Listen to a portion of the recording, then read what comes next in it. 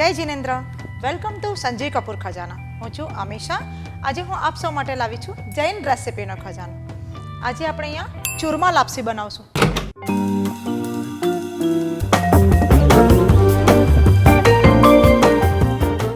ચૂરમા લાપસી બનાવવા માટે સામગ્રીમાં આપણને લાગશે ઘઉંનો જાડો રવો, ગોળ, ઘી, દળેલી સાકર.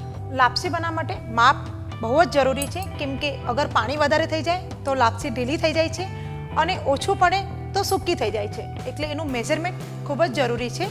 તો અગર એક વાટકી જેટલી આપણી લાપસીનો રવો છે તો એનું અડધું આપણે પાણી લેશું.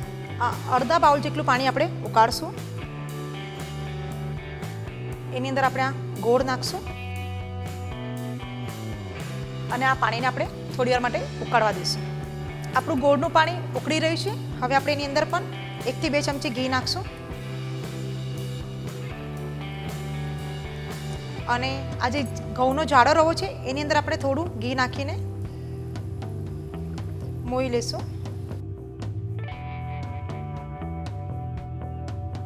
આપણું ગોળનું પાણી બરાબર ઉકળી ગયું છે. એની અંદર આપણે ઘી પણ નાખ્યું છે. હવે આ જે જાડો રવો ઘઉંનો છે એ એની અંદર નાખશું અને વેલણથી પ્રોપર હલાવી લેશું. આ રીતે આપણે એને વેલણથી હલાવી લેશું. હવે આપણે ગેસ બંધ કરી દઈશું. આ જે તમે જોઈ રહ્યા છો એકદમ સૂકી આપણી બની ગઈ છે લાપસી. હવે આપણે એને કુકરમાં 2 થી 3 સીટી વગાડી દઈશું તાકી જે લોટ છે પ્રોપર ચડી જાય.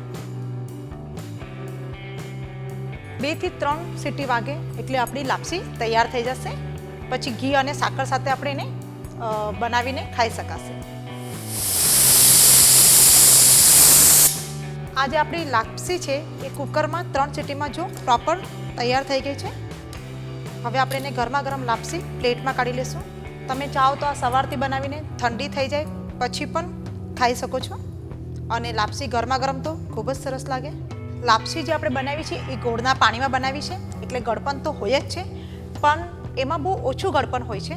તો આપણે એની અંદર થોડી સાકર પણ નાખશું અને જેને ઓછું ગળપણ જોઈએ છે એ આ ગોળવાળી લાપસી પણ ખાઈ શકે છે.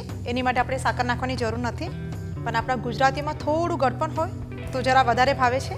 હવે આપણે આ જે દેશી ઘી છે એની અંદર નાખશું, કેમ કે અગર ઘરનું ઘી અથવા દેશી ઘી હોય તો કોઈ બી સ્વીટ ડીશ હોય એનો ટેસ્ટ ડબલ થઈ જાય છે. હવે આપણે એને હાથથી પ્રોપર મિક્સ કરી લઈશું. આપણી આ લાપસી તૈયાર થઈ ગઈ છે. હવે આપણે સરસ મજાના બાઉલમાં એને કાઢી લઈશું.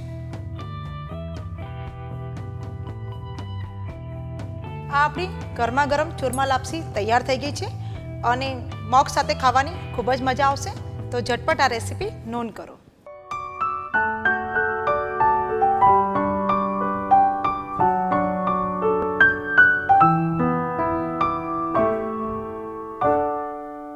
આપ સૌને જો અમારી રેસિપીઝ પસંદ છે તો અમારા ચેનલ પર સબસ્ક્રાઈબ કરો અને અમારા સાથે જોડાઈને રહો. Happy cooking.